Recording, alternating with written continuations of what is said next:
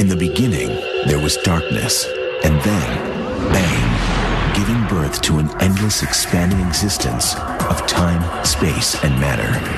Now see further than we've ever imagined, beyond the limits of our existence, in a place we call the universe.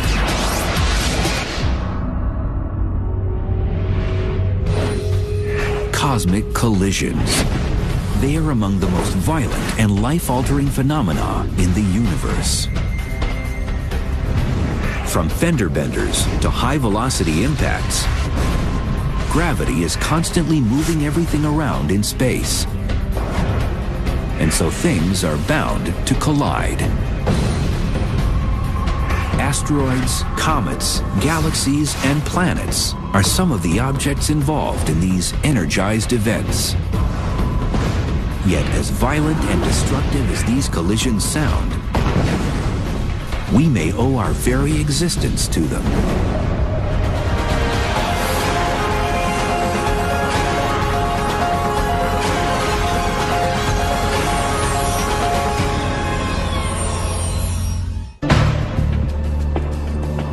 Darren Ragozine is on the hunt for answers to an ancient collision that happened far off in space. Ragozine has zeroed in on a vibrant gray rock. It's the vestige of an ancient fiery impact involving two massive objects, the largest being the size of Pluto. This gargantuan rock, called 2003 EL61, is a member of a collisional family that orbits just beyond the planet Neptune. Collisional families are groups of objects that have very similar shapes, sizes, and tilts as they go around the sun. They've stayed in a tight cluster of orbits because they came from the same objects. Objects that came from the same parent should be made out of the same material. So by studying the compositions and verifying that they're similar, we can know that they came from the same origin. Billions of years ago, 2003 EL61 and its family members were part of one gigantic body over 1,000 miles across. The mammoth object resided in the Kuiper Belt, a repository for objects that didn't become planets in the outer solar system. But at that time, the Kuiper Belt was buzzing with loose objects. The ice-covered rock eventually slammed into another object half its size at a speed estimated at 3,000 miles per hour. The impact produced energy equivalent to 10 billion atomic bombs. It also ejected large chunks of ice from the object, each one ranging from 250 miles in diameter down to mere specks. The fragmented pieces are now all members of a collisional family, with 2003 EL61 being the largest piece.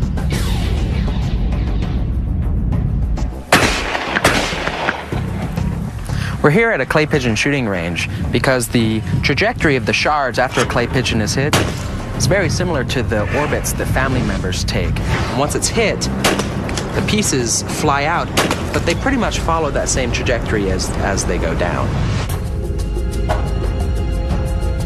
In the case of 2003 EL61, the impact has been sending it rapidly spinning like an amusement ride, rotating once every 4 hours.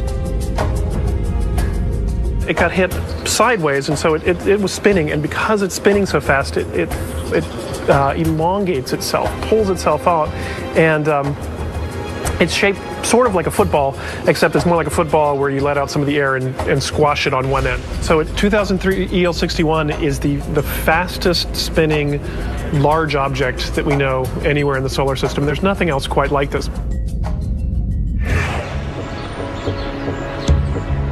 Planetary astronomer Mike Brown has conducted extensive surveying of 2003 EL61, the biggest and brightest known object in the Kuiper Belt.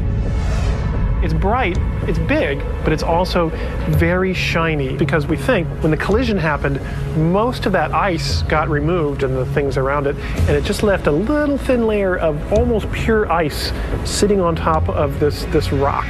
And that's why it's so much shinier than everything else we see out there. It's that pure ice that's out there. I think that 2003 EL61 is the largest object out there that had a collision that formed a family. I really do think it's one of the largest collisions that occurred in the outer part of the solar system in the history of the solar system. The impact not only created 2003 EL61 and its galactic family, it also produced 2 moons. We're searching for them now, and something like 10% of Kuiper Belt objects have moons. But all of these objects that we've looked at, only a few have more than 1 moon. Infrared telescopes determine the size of these objects by measuring the heat they emit. Although 2003 EL61 is 100 times larger than its next biggest family member, this fragmented group maintains similar orbits. The pieces stay together and keep following each other in their orbits around the sun. So astronomers can identify collisional families by looking for common orbital characteristics. So the distance from the sun, how elliptical the orbit is. When you shoot a shotgun, the pellets go out into similar trajectories as the original object. This is the same as in collisional families in the solar system, which follow similar orbits after the collision as the original object was under. And this is how we're able to identify them. So after this collision happens, they are all in slightly different orbits. And like runners on a track, if they all stayed in their own lanes, if they all ran about the same speed, because the lanes have slightly different lengths, after a while, if you looked at the track, each runner would be at a different place along the track. And this is the same for family members right now. So even though they're not next to each other today, when we look at them, we can still identify each in terms of the way their orbits are, the way they go around the sun. Scientists wonder whether 2003 EL61 could eventually be involved in another collision. It seems as though Neptune is gravitationally tugging on it, which will eventually change its orbit. In 100 million years, it's going to just barely cross the orbit of Neptune. At that point, it's hard to guess what's going to happen. Neptune can either throw it into the inner solar system, or it can try to toss it out, or many different things can happen. Objects are periodically bumped out of the Kuiper Belt and drift in the direction of the inner solar system. These icy rocks become comets as they form long tails of ice and dust when moving towards our sun. Eventually, it will work its way perhaps to Jupiter. At that point, Jupiter actually throws it out of the solar system. No one has really thought about what would happen if something the size of 2003 EL61 hit Jupiter. But smaller comets have been known to strike the gas giant. In July 1994, the Hubble Space Telescope observed an astonishing event. A string of comet fragments called Shoemaker-Levy 9 crashed into Jupiter at the speed of 130,000 miles per hour. The largest cometary piece released 6 million megatons of explosive energy. They impacted Jupiter about 20 times every 7 hours until they were destroyed. The points of impact left scars on the surface of Jupiter, reminders of the violent event. JPL senior scientist Don Yeomans has analyzed the Shoemaker-Levy 9 event. The Shoemaker-Levy 9 impacts was an eye-opener for the public and the scientific community in the sense that these cosmic collisions do happen from time to time, and the energy that they can generate are just enormous. It's a good thing this thing hit Jupiter and not the Earth, because it would have been a serious problem on Earth. Had the Shoemaker-Levy 9 struck Earth, it would have made devastating impact craters, the largest about 40 miles wide. Any one of them could have destroyed a metropolitan city and churned up enough dust to block sunlight for months. Jupiter, being in the outer solar system and being far more massive than any of the other planets combined, takes a lot of hits that might have otherwise been destined for Earth. So Big Brother Jupiter is out there watching us.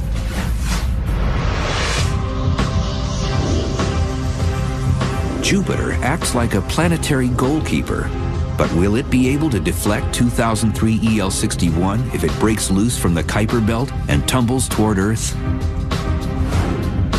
It's also possible that it can hit Jupiter like Shoemaker-Levy 9 did. This object is about 2,000 times bigger than the thing that hit Jupiter, than Shoemaker-Levy 9. So it would be an incredible explosion. In the night sky, it would be the single most prominent thing that you could see. It would be bigger than the full moon, at least the tail of it. Because collisional families are difficult to locate, researchers are eager to study 2003 EL61 and its relatives. Less is known about collisional families in the Kuiper Belt, simply because fewer Kuiper Belt members are known than we know about asteroids. So less research has been done to try to find collisional families within the Kuiper Belt. As of today, we know of only this one collisional family in the Kuiper Belt. They're very hard to find and to recognize, and we got extremely lucky with 2003 EL61 and its family. And we're working right now trying to figure out other ways that we might be able to find these additional families, because they must be there, but we just don't know how to find them yet. Like these clay pigeon pieces, family members in the 2003 EL61 family all remain in similar orbits today. We're able to follow them today and to learn more about the history of the Kuiper Belt and of collisions. One enduring mystery is when the 2003 EL61 collision actually occurred. We think we can look at where the different objects are now and try to essentially run time backwards and figure out when they were in this one big collision. Our best guess is that that answer is going to be essentially at the very beginning of the solar system. 2003 EL61 and its family were probably created during one of the most turbulent periods in the history of our solar system, when collisions were as common as stars in the night sky.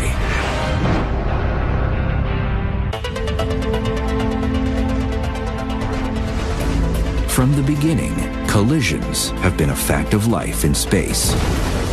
They created much of our universe, and at the same time, destroyed some of it along the way. Collisions are the way that you build planets. Without collisions, you don't have planets to begin with. You start out with very small particles. Each one of them collides together, bigger and bigger and bigger and bigger, until you slowly build up these planets. At the same time, collisions can destroy planets. The planets in our solar system were created during a period called the heavy bombardment that happened over 4.5 billion years ago. And the collisions didn't stop with the heavy bombardment. Over 600 million years later, our solar system experienced another spike in collisions during a period called the late heavy bombardment. Stray rocks, too small to become planets, played interplanetary billiards, striking and bouncing off other bodies with tremendous force. There were chunks of things flying everywhere, and so there were many, many, many collisions. A lot of the craters that you see on the moon were from that very early period, right when the solar system was still forming. And our moon reveals just how volatile the period was on Earth. We can even calculate to some degree, based on cratering on the moon, just how often we got hit by these rather large objects, say 6 miles across. Towards the end of the late heavy bombardment, we do get asteroids hundreds of miles in diameter coming in and striking the planet.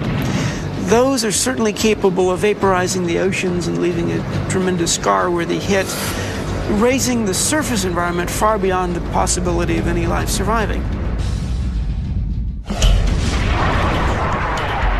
When the late heavy bombardment subsided, approximately 3.8 billion years ago, objects that didn't coagulate into planets sought refuge in cosmic graveyards.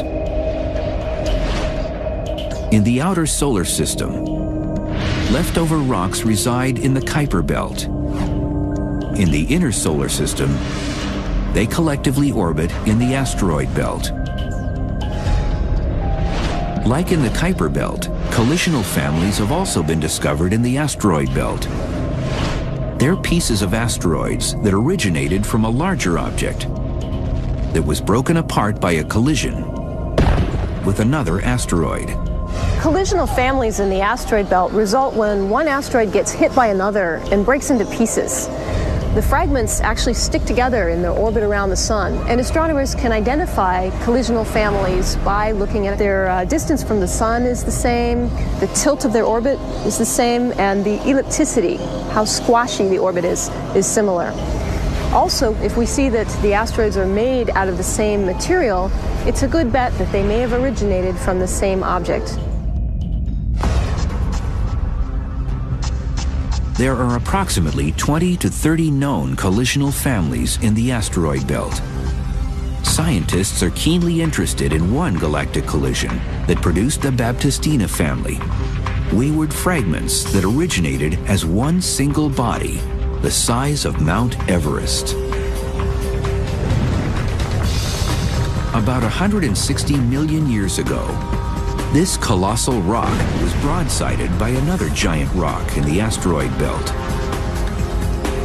The deep impact created a shower of smaller pieces, over 136,000 of them. Scientists estimate that 20% of the rocks escaped the asteroid belt, and 2% of them rained down on Earth.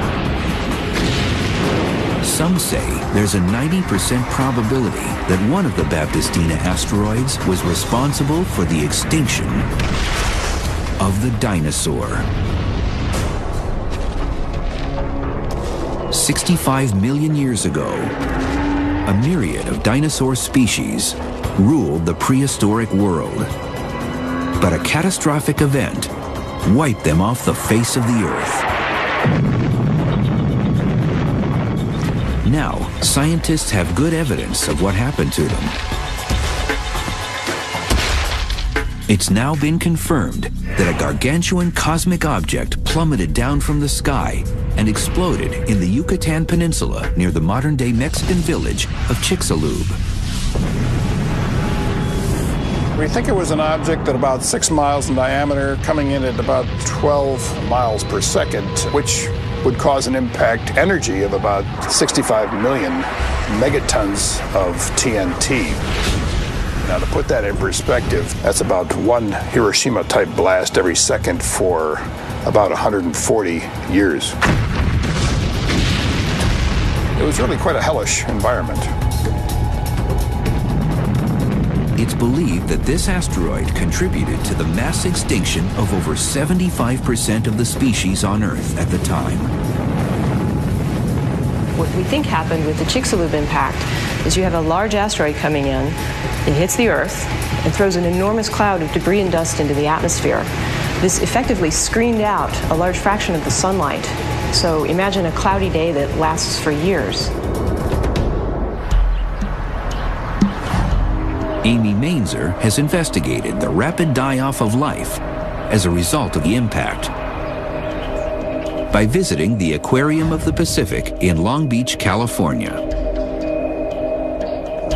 We can learn about the effects that an asteroid impact might have had on planet Earth by looking at this nice tank here. We see that it's full of color and life, lots of different species, many different animals and plants. Of course, this whole ecosystem depends ultimately on the sun. Big fish, like we see here, eat the littler fish. The little fish eat the plants, and ultimately the plants depend on sunlight to make energy through a process called photosynthesis. So you can imagine that if something happens that screens out the sunlight, all these beautiful animals will perish.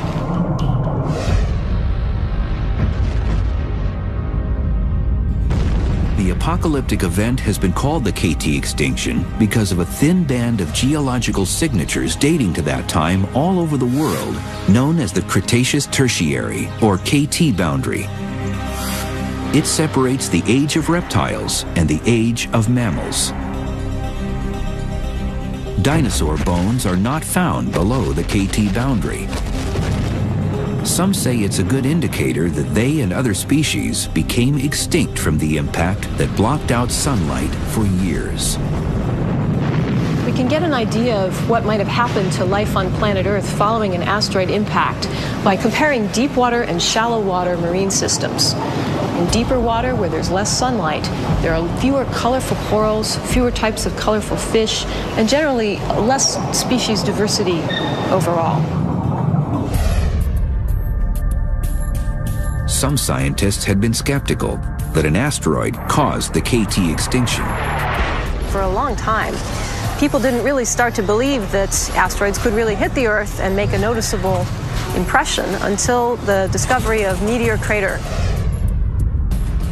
Almost 50,000 years ago, during the Pleistocene period, a 150-foot asteroid struck Earth with the force of 2.5 megatons of TNT. The impact carved out 175 million tons of rock in what is now the Arizona desert. It left a giant bowl-shaped hole, which has been named Meteor Crater. In fact, evidence proved that it had to have resulted from an asteroid impact. A scientist named Eugene Shoemaker found shocked quartz at the bottom of the crater, and it's only possible to get this particular kind of glass with extremely high temperatures and pressures generated in a very short amount of time. By the 1980s, scientists hadn't found an impact crater linked to the KT extinction. But they had dug up other evidence. Iridium was procured from the KT boundary layer. Iridium is an element rare in rocks on Earth, but common in many asteroids. It turns out that some asteroids are very high in iridium, and so they made the connection that this layer of iridium that occurred in a sediment layer some 65 million years ago was due to an incoming asteroid. Even with the discovery of iridium, some still doubted an asteroid caused the KT extinction, until the 1990s, when a Mexican oil company found the smoking gun. While drilling off the Yucatan Peninsula, they discovered a 100-mile wide impact crater buried underwater beneath 3,000 feet of limestone.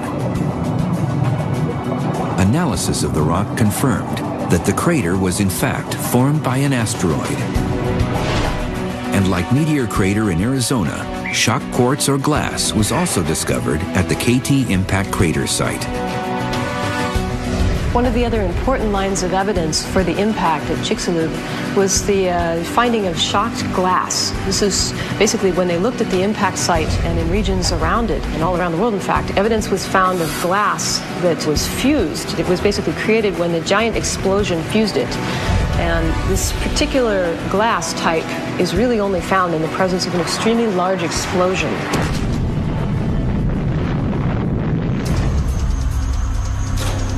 Today, many scientists agree an asteroid caused the KT extinction 65 million years ago. And now some are trying to zero in on the exact asteroid that caused the event. Sediments procured from the Chicxulub site reveal the asteroid was a carbonaceous chondrite, a very primitive rock. These types of rocks have similar compositions to the Baptistina family, a collection of asteroids that once originated from a larger rock. So some say the odds are great that a Baptistina family member triggered the mass extinction that wiped out the dinosaur.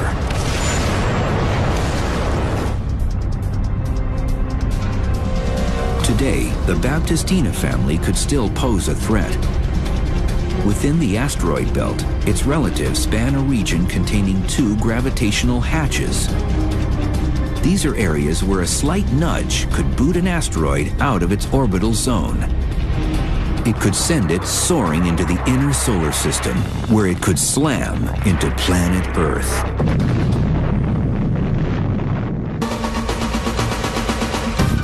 Cosmic collisions are not a thing of the past. They're ongoing and potentially deadly. Within the asteroid belt between planets Jupiter and Mars lives the Baptistina family, a group of rocks that originated from a larger body that was shattered due to a collision. After the impact, some Baptistina family members were ejected from the asteroid belt. It's believed that at least one eventually struck Earth 65 million years ago and caused the mass extinction of the dinosaur. And the KT extinction event may not be the end of the Baptistina family's wrath. Some say another relative could threaten our planet again in the future. It's always possible that another member of the Baptistina family could make its way into the inner solar system and hit the Earth. Researchers have been observing the Baptistina family. They've discovered that its relatives share similar orbits. But over time, a thermal effect called the Yarkovsky force is moving them into a danger zone. The Yarkovsky force is a thermal effect on asteroids that has the ability to alter their orbits. When they get hit with sunlight, it takes a little while for the asteroid to heat up. This results in a thermal radiation that gives the asteroid a little push, which changes its orbit. The Yarkovsky force is not very big, but over millions of years, it adds up. Over time, this gradual orbital shifting could produce another cataclysmic impact. Simulations have been done to show that when these Baptistina family members happen to get into a resonance with the planet Jupiter, in other words, a resonance where the asteroid orbits 7 times for every 2 orbits of Jupiter, when that special moment happens, the asteroids can get shot into the inner solar system, just like hitting a flipper on a pinball machine. Some fraction of those asteroids are going to get into Earth-crossing orbits, which means they have a chance of hitting the Earth. If an impact event happened anywhere on planet Earth today, it would destroy civilization itself. Even if you managed to survive in a remote place, you would most likely starve. Humans would probably survive in a few places and recolonize, but civilization would collapse. These are civilization-killing events.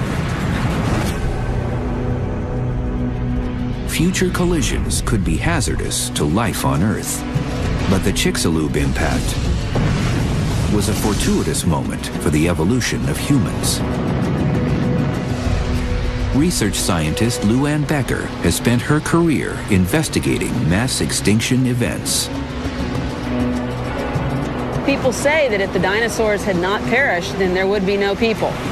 Mammals would not have taken over if the dinosaurs had been so fortunate to have been able to continue to reign beyond the 135, 40 million years that they happen to be on the Earth. Becker claims, like humans, dinosaurs also evolved after an epic extinction event, the largest in the history of planet Earth. It's the Permian-Triassic extinction, also known as the Great Dying.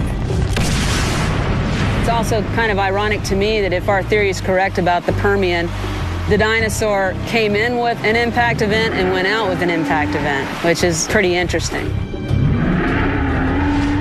It's perhaps the ultimate cosmic cold case, a mass extinction unmatched in the history of the universe. 250 million years ago, long before the dinosaur ruled, smaller creatures and abundant plant life prospered on Earth during the Permian-Triassic period. Then, some mysterious event wiped out almost all life at that time. in fact, is the most severe extinction with respect to how many different animals and plants perished. It's the biggest extinction event in the history of life on our planet. Becker is on a mission to solve this prehistoric crime. Like the KT impact that probably killed the dinosaurs, she claims to have uncovered evidence that a giant asteroid also caused the Permian-Triassic extinction, which occurred about 185 million years earlier.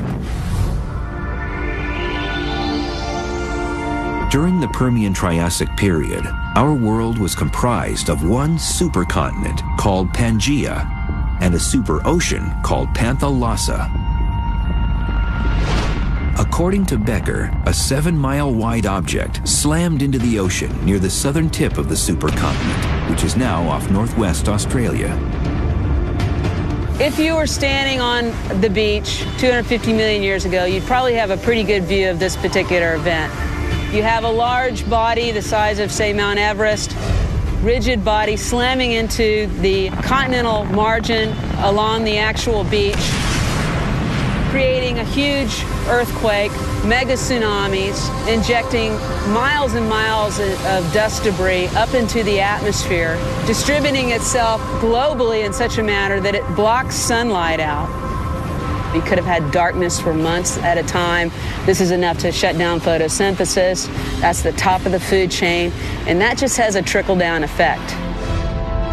If Becker's theory is correct, this impact could have wiped out most life on Earth, since it was concentrated on one continent and one ocean. An extinction event of this magnitude would have allowed for complete evolutionary change, thus paving the way for the dinosaurs to evolve.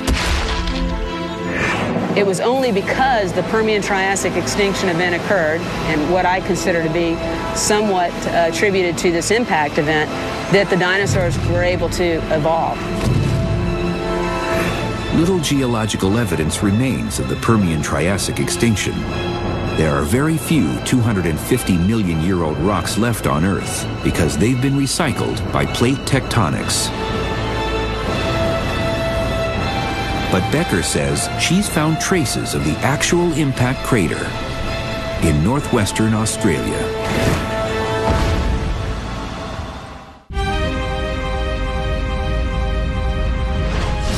The Permian-Triassic extinction, known as the Great Dying, was the biggest extinction event in the history of planet Earth. 90% of all life perished 250 million years ago. More creatures expired during this period than the KT extinction that killed the dinosaurs over 185 million years later. The cause of the Permian-Triassic extinction has gone unsolved. But now, research scientist Luann Becker and others think an asteroid caused the event. And they've uncovered a possible impact crater buried under sediments offshore of northwestern Australia. We believe we found a very good candidate for what is the impact event itself. It's much older, it's a lot more complicated and a lot more geologically processed.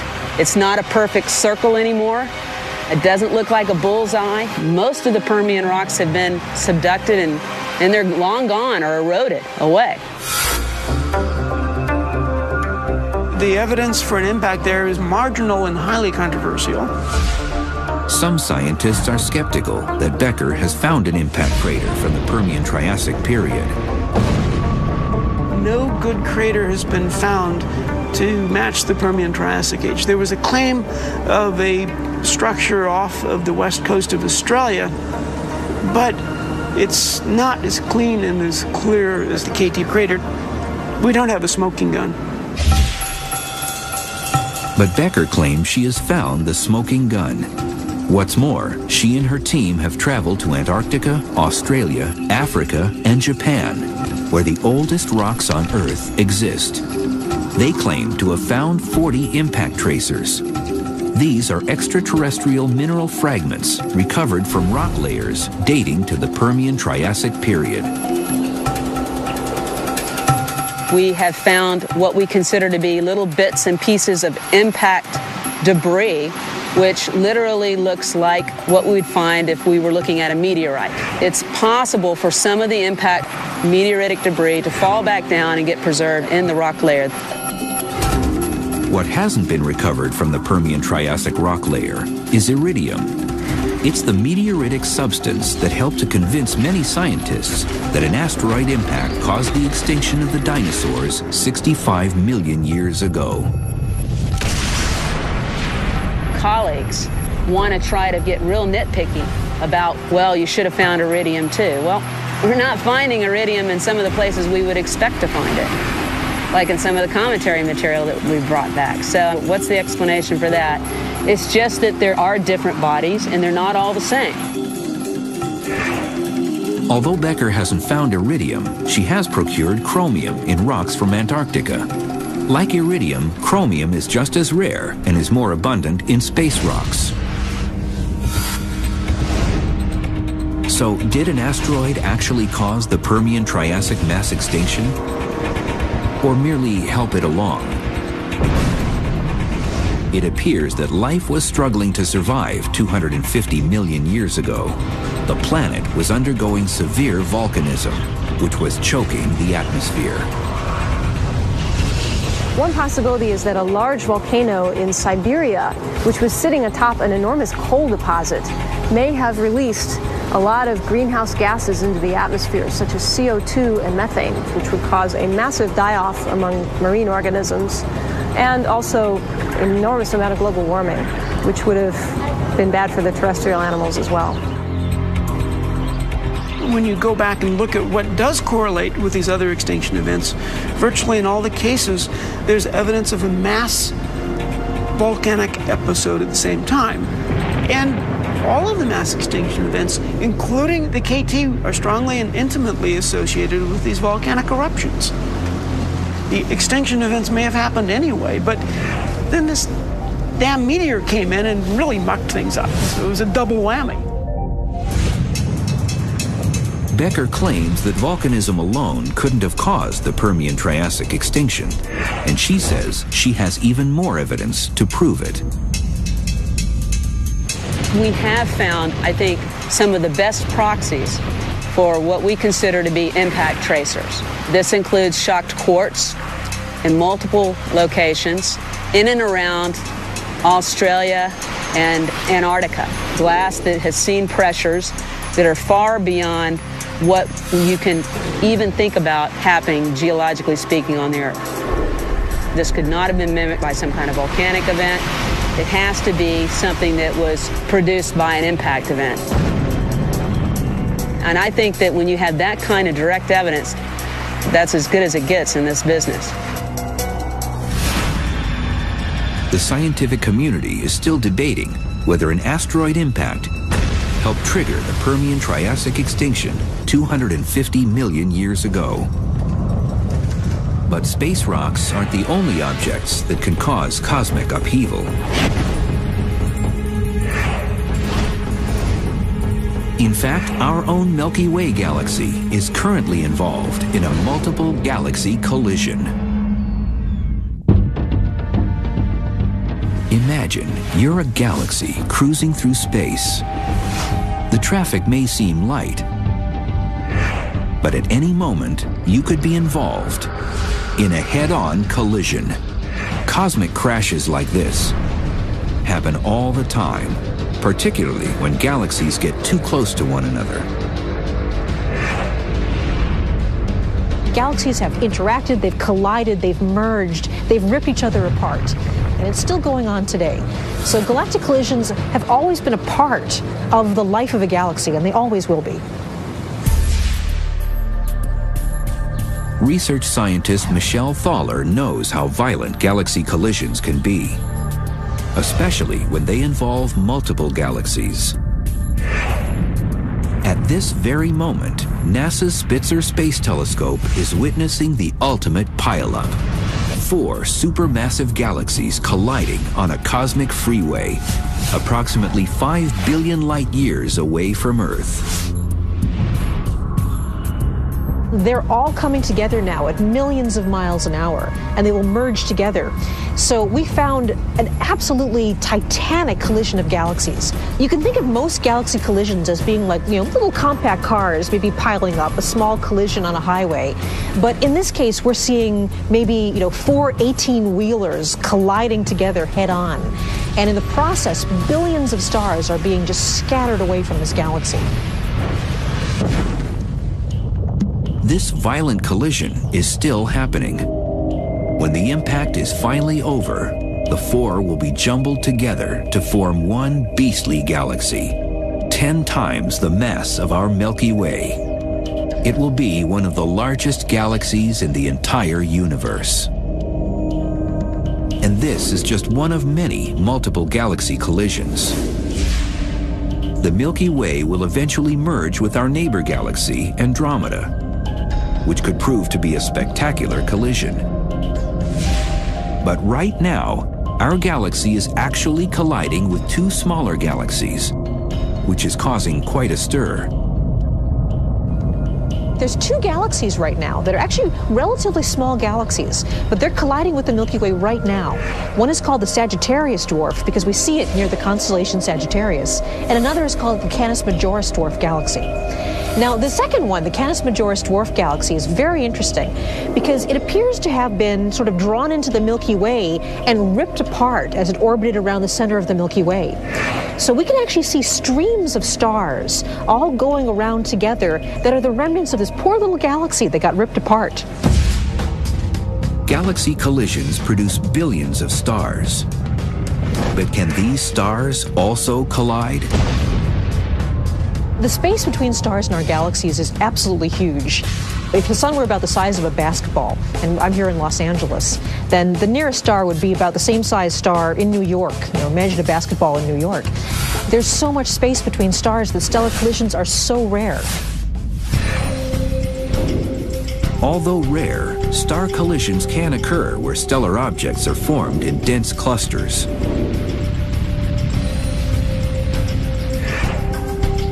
We've seen examples where in a cluster of stars, one star seems to be more massive than the other ones, younger than the other ones, and spinning much faster than the other stars that it was born with. These young stars are called blue stragglers. They occur in unusually dense groups of stars called globular clusters. These are called blue stragglers because they seem to be younger. They're aging less quickly than the other stars of the clusters. So it's very possible that these are caused when 2 stars actually merge together. As these stars approached each other, they spun each other up with their gravity. And so you get this very fast rotating, large, bright star. And star collisions are not mild galactic fender benders. They can be quite destructive.